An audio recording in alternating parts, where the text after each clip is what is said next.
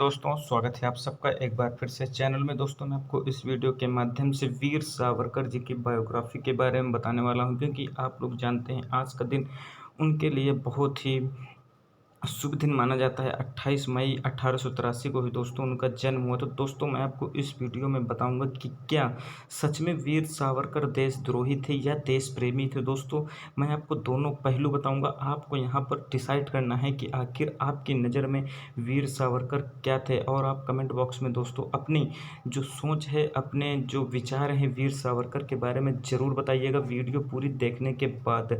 दोस्तों यहाँ पर किसी भी पक्ष के एक पहलू को देखने पर आप सच्चाई तक नहीं पहुंच सकते हैं। आपको दोनों पहलू समझने चाहिए, तभी आप सच्चाई तक पहुंच सकते हैं। तो दोस्तों यहाँ पर आप देख सकते हैं वीर सावरकर दोस्तों भारत की आज़ादी के संघर्ष में एक महान ऐतिहासिक क्रांतिकारी थे।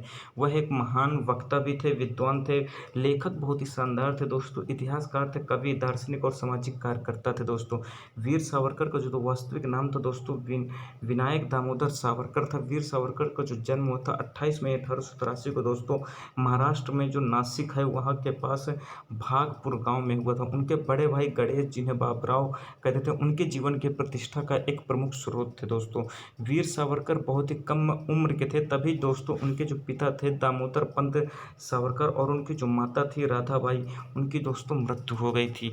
अब यहाँ से समझिएगा, ये तो उनका जीवन परिचय होगा। दोस्तों यहाँ से उनकी जीवन की जो मुख्य काम है वो शुरू होता है, और आपको यहाँ से डिसाइड करना है कि वीर सावरकर को आप किस कैटेगरी में रखेंगे। दोस्तों आप बीजेपी कांग्रेस से हटकर एक निष्पक्ष विचारधारा रखकर सोचिएगा कि आखिर आप उन्हें किस कैटेगरी में रखें। दोस्तों वीर सावरकर ने मित्र मेला नाम की एक प्रमुख संगठन की दोस्तों स्थापना की थी, जिसने भारत की पूर्ण राजनीतिक स्वतंत्रता की लड़ाई में भाग लेने वाले लोगों को काफ़ी प्रभावित किया है।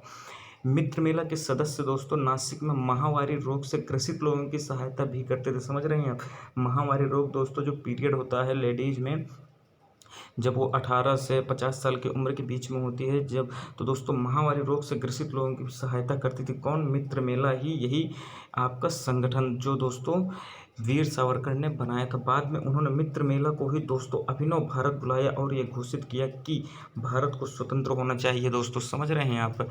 इसके बाद आप यहाँ पे समझिए वीर सावरकर के जो कथन थे, 2-3 कथन दोस्तों यहाँ पर मैं लाया हूँ।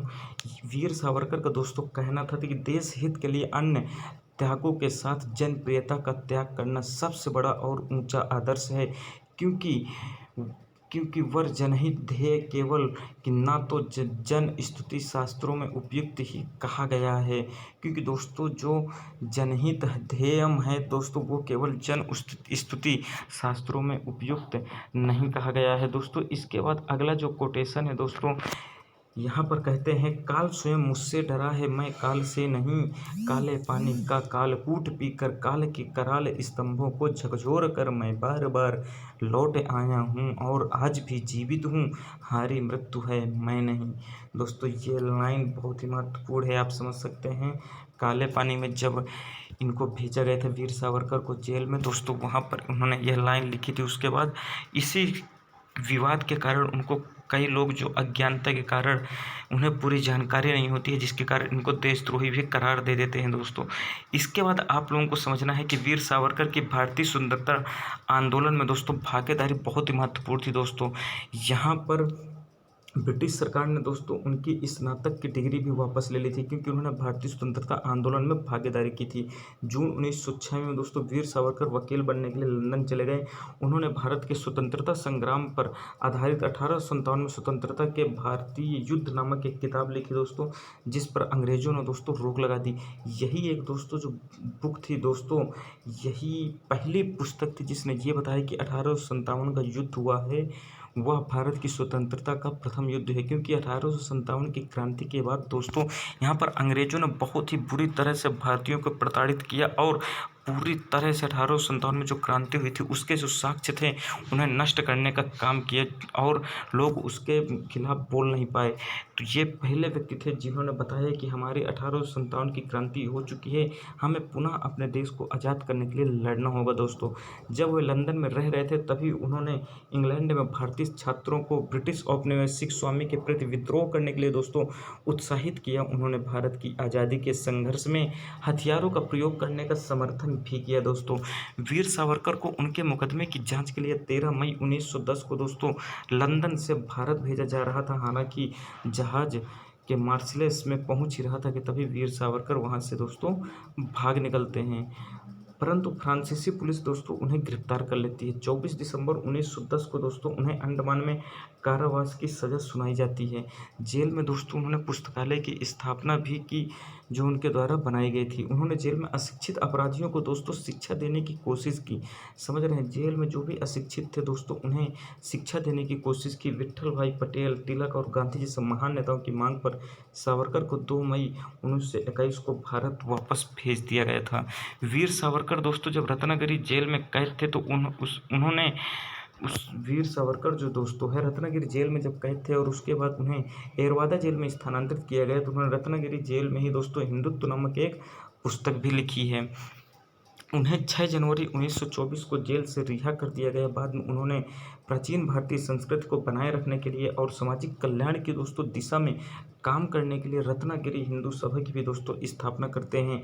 इसके बाद में दोस्तों वह तिलक द्वारा बनाई गई स्वराज पार्टी में भी शामिल हो जाते हैं और हिंदू महासभा रूप में एक अलग राजनीतिक दल की स्थापना भी करते हैं और इसके अध्यक्ष के रूप में भी दोस्तों चुने जाते हैं। यही हिंदू महासभा है जिसने दोस्तों पाकिस्तान के गठन का विरोध भी किया था। अब दोस्तों यहाँ पर एक विरोध वहाँ पर दोस्तों हो चुका है जहाँ पर काला पानी में उन्हें सजा दी गई थी कि उन्होंने अंग्रेज़ों से हार मान ली थी और उनके सामने उन्होंने भीख मांगी अपने जीवन के, तभी उन्हें छोड़ा गया था। दोस्तों उसके कोई साक्ष्य नहीं है कि यहाँ पर कि वीर सावरकर ने अंग्रेज़ों के सामने भीख मांगी। दोस्तों यहाँ पर समझिए वीर सावरकर एकमात्र ऐसे थे जिन्हें दोस्तों काला पानी की सज़ा दी गई थी। तो दोस्तों आप इससे समझ सकते हैं कि कितने बड़े विरोधी थे अंग्रेज़ों के, जिसके कारण अंग्रेज़ों ने उन्हें काला पानी की सज़ा दी थी। इसके बाद होता क्या है, एक ये यहाँ पर बहुत ही महत्वपूर्ण जानकारी है, इसे आप समझिएगा। गांधी जी की जो हत्या करने वाला नाथूराम गोडसे था दोस्तों, वो भी हिंदू महासभा का सदस्य था। ना कि इसमें कोई वीर सावरकर का हाथ था कि उनको मरवाने का प्रयास किया गया था। नाथूराम गोडसे सिर्फ एक सदस्य था। ये इसी तरह है दोस्तों, कोई पार्टी होती है, क्या उस पार्टी की जो विचारधारा होती है, क्या उनमें कोई एक ऐसा व्यक्ति नहीं होता जो अपनी सोच के अनुसार गलत काम करते, तो क्या उसे आप ये कह सकते हैं कि पूरी तरह से विचारधारा ही गलत है। दोस्तों यहाँ पर समझिए, नाथूराम गोडसे हिंदू महासभा के सदस्य थे, ना कि वीर सावरकर ने चाहा था कि नाथूराम गोडसे महात्मा गांधी जी को गोली मारे। महात्मा गांधी हत्या मामले में दोस्तों वीर सावरकर पर भारत सरकार द्वारा आरोप लगाया गया था। समझ रहे हैं, महात्मा गांधी हत्या मामले में ही दोस्तों भारत सरकार द्वारा वीर सावरकर पर आरोप लगाया गया था जब आपकी कांग्रेस की गवर्नमेंट थी। परंतु दोस्तों भारत की सर्वोच्च न्यायालय ने दोस्तों उन्हें निर्दोष साबित कर दिया था।